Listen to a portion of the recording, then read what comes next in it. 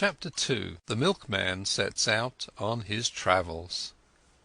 I sat down in an armchair and felt very sick.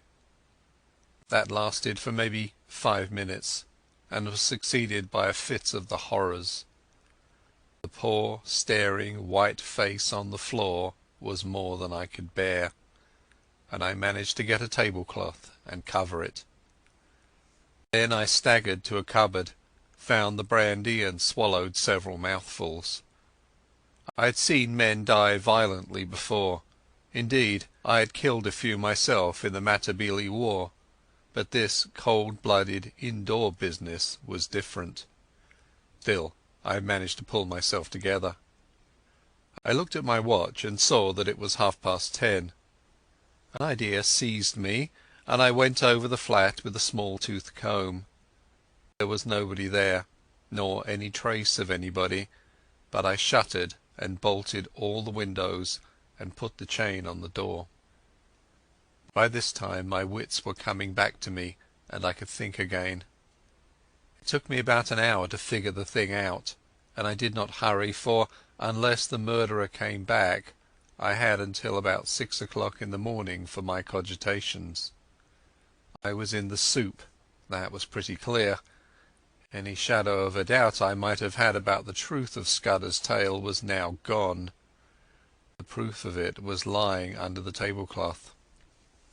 The men that knew that he knew what he knew had found him, and had taken the best way to make certain of his silence. Yes, but he had been in my room 4 days, and his enemies must have reckoned that he had confided in me. So I would be the next to go. It might be that very night, or next day, or the day after, but my number was up all right. Then suddenly I thought of another probability. Supposing I went out now and called in the police, or went to bed and let Paddock find the body and call them in the morning. What kind of a story was I to tell about Scudder? I had lied to Paddock about him, and the whole thing looked desperately fishy. If I made a clean breast of it and told the police everything he had told me, they would simply laugh at me. The odds were 1,000 to 1 that I would be charged with the murder, and the circumstantial evidence was strong enough to hang me. Few people knew me in England. I had no real pal who could come forward and swear to my character. Perhaps that was what these secret enemies were playing for. They were clever enough for anything, and an English prison was as good a way of getting rid of me until after June 15th as a knife in my chest. Besides, if I told the whole story and by any miracle was believed, I would be playing their game. Karolides would stay at home, which was what they wanted. Somehow or other, the sight of Scudder's dead face had made me a passionate believer in his scheme. He was gone, but he had taken me into his confidence, and I was pretty well bound to carry on his work. You may think this ridiculous for a man in danger of his life, but that was the way I looked at it. I am an ordinary sort of fellow, not braver than other people, but I hate to see a good man downed, and that long knife would not be the end of Scudder if I could play the game in his place. It took me an hour or two to think this out, and by that time I had come to a decision. I must vanish somehow, and keep vanished until the end of the 2nd week of June. Then I must somehow find a way to get in touch with the government people and tell them what Scudder had told me. I wished to heaven he had told me more, and that I had listened more carefully to the little he had told me. I knew nothing but the barest facts. There was a big risk that, even if I weathered the other dangers, I would not be believed in the end. I must take my chance of that, and hope that something might happen which would confirm my tale in the eyes of the government. My first job was to keep going for the next 3 weeks. It was now the 24th of May, and that meant 20 days of hiding before I could venture to approach the powers that be. I reckoned that two sets of people would be looking for me: Scudder's enemies to put me out of existence, and the police, who would want me for Scudder's murder. It was going to be a giddy hunt, and it was queer how the prospect comforted me. I had been slack so long that almost any chance of activity was welcome. When I had to sit alone with that corpse and wait on fortune, I was no better than a crushed worm, but if my next safety was to hang on my own wits, I was prepared to be cheerful about it. My next thought was whether Scudder had any papers about him to give me a better clue to the business. I drew back the tablecloth and searched his pockets, for I had no longer any shrinking from the body. The face was wonderfully calm for a man who had been struck down in a moment. There was nothing in the breast pocket, and only a few loose coins and a cigar-holder in the waistcoat. The trousers held a little penknife and some silver, and the side pocket of his jacket contained an old crocodile-skin cigar-case. There was no sign of the little black book in which I had seen him making notes. That had, no doubt, been taken by his murderer. As I looked up from my task I saw that some drawers had been pulled out in the writing-table. Scudder would never have left them in that state, for he was the tidiest of mortals. Someone must have been searching for something, perhaps for the pocket-book. I went round the flat and found that everything had been ransacked. The insides of books, drawers, cupboards, boxes, even the pockets of clothes in my wardrobe and the sideboard in the dining-room. There was no trace of the book. Most likely the enemy had found it, but they had not found it on Scudder's body. Then I got out an atlas and looked at a big map of the British Isles. My notion was to get off to some wild district, where my Veldcraft would be of some use to me, for I would be like a trapped rat in a city. I considered that Scotland would be best, for my people were Scotch, and I could pass anywhere as an ordinary Scotsman.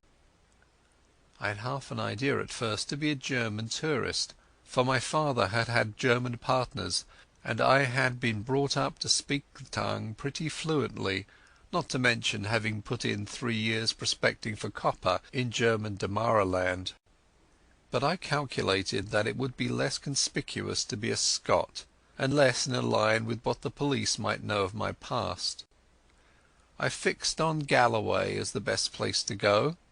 It was the nearest wild place of Scotland, so far as I could figure it out, and from the look of the map was not over thick with population. A search in Bradshaw informed me that a train left St Pancras at 7:10, which would land me at a Galloway station in the late afternoon. That was well enough, but a more important matter was how I was to make my way to St Pancras, for I was pretty certain that Scudder's friends would be watching outside. This puzzled me for a bit. Then I had an inspiration, on which I went to bed and slept for 2 troubled hours. I got up at 4 and opened my bedroom shutters. The faint light of a fine summer morning was flooding the skies, and the sparrows had begun to chatter. I had a great revulsion of feeling, and felt a God-forgiven fool. My inclination was to let things slide, and trust to the British police taking a reasonable view of my case. But as I viewed the situation I could find no arguments to bring against my decision of the previous night, so with a wry mouth I resolved to go on with my plan. I was not feeling in any particular funk, only disinclined to go looking for trouble, if you understand me. I hunted out a well-used tweed suit, a pair of strong-nailed boots, and a flannel shirt with a collar. Into my pockets I stuffed a spare shirt, a cloth cap, some handkerchiefs, and a toothbrush.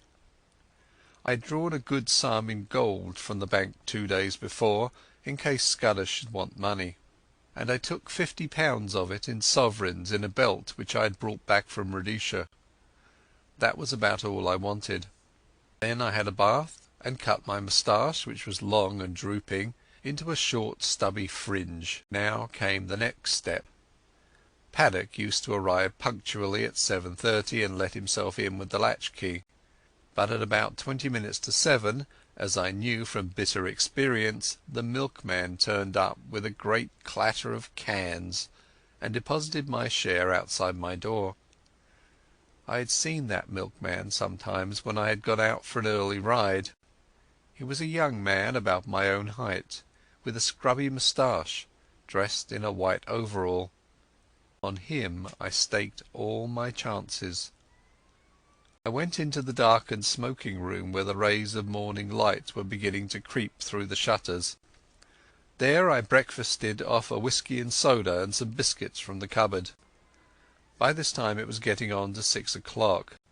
I put a pipe in my pocket and filled my pouch from the tobacco jar on the table by the fireplace. As I poked into the tobacco, my fingers touched something hard, and I drew out Scudder's little black pocket-book. That seemed to me a good omen. I lifted the cloth from the body and was amazed at the peace and dignity of the dead face. "Good-bye, old chap," I said. "I am going to do my best for you. Wish me well wherever you are." Then I hung about in the hall waiting for the milkman. That was the worst part of the business, for I was fairly choking to get out of doors. 6:30 passed, then 6:40, but still he did not come. The fool had chosen this day of all days to be late. At 1 minute after 7:15 I heard the rattle of the cans outside. I opened the front door, and there was my man, singling out my cans from a bunch he carried and whistling through his teeth. He jumped a bit at the sight of me. "Come in here for a moment," I said. "I want a word with you," and I led him into the dining room. "I reckon you're a bit of a sportsman," I said, "and I want you to do me a service. Lend me your cap and overall for 10 minutes, and here's a sovereign for you." His eyes opened at the sight of the gold, and he grinned broadly. "What's the game?" he asked. "A bet," I said. "I haven't time to explain, but to win it I've got to be a milkman for the next 10 minutes. All you've got to do is to stay here till I come back. You'll be a bit late, but nobody will complain, and you'll have that quid for yourself." "Right-o," he said cheerily. "I ain't the man to spoil a bit of sport. Here's the rig, guv'nor." I stuck on his flat blue cap and his white overall, picked up the cans, banged my door, and went whistling downstairs. The porter at the foot told me to shut my jaw, which sounded as if my make-up was adequate. At first I thought there was nobody in the street. Then I caught sight of a policeman 100 yards down, and a loafer shuffling past on the other side.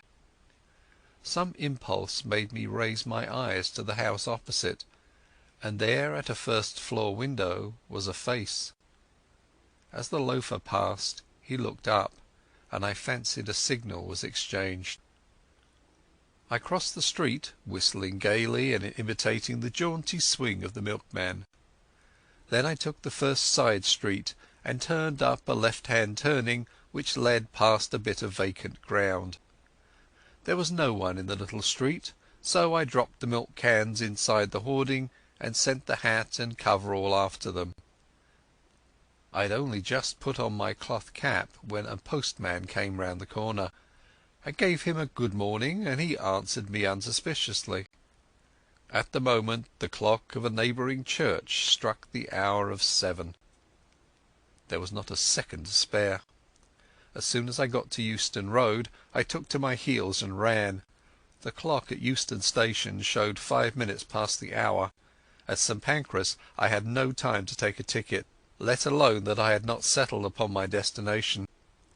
A porter told me the platform, and as I entered it I saw the train already in motion. 2 station officials blocked the way, but I dodged them and clambered into the last carriage. 3 minutes later, as we were roaring through the northern tunnels, an irate guard interviewed me. He wrote out for me a ticket to Newton Stewart, a name which had suddenly come back to my memory, and he conducted me from the first-class compartment where I had ensconced myself to a third-class smoker, occupied by a sailor and a stout woman with a child.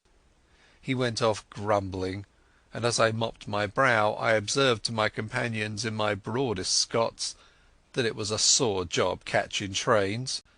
I had already entered upon my part.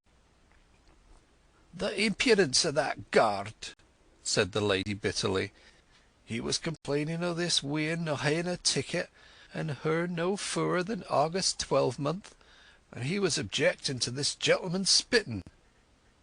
The sailor morosely agreed, and I started my new life in an atmosphere of protest against authority. I reminded myself that a week ago I had been finding the world dull. End of chapter 2